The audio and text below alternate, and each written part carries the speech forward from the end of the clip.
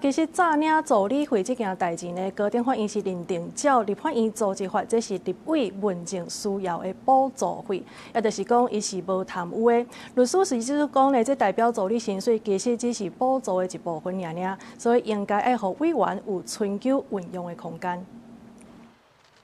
新竹市长高虹安涉嫌在做立委的时，早领助理费，防照贪污罪起诉，1审是当判7年4个月。不过2审以立法院函复的内容，认为照立法院组织法，公费助理的经费是立法院文政需要的补助费，所以是该判贪污罪无罪，但是犯着公务人员定载不实的伪造文书罪。针对助理费制度化议题，拜三有一场公听会，有律师指出，既然是补助费的性质，应当予委员在咧运用的时有压缩比的空间。 很类似那个国科会的研究补助费嘛。如果是以这一个概念去看它的话，其实它的用途是很多元的嘛。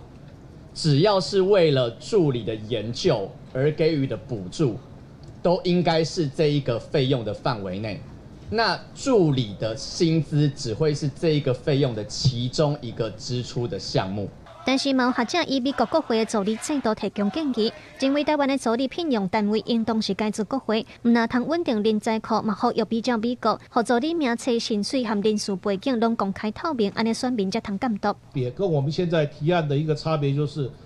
第一个，它必须要公布在网站上面，必须要公布在这个国会的这个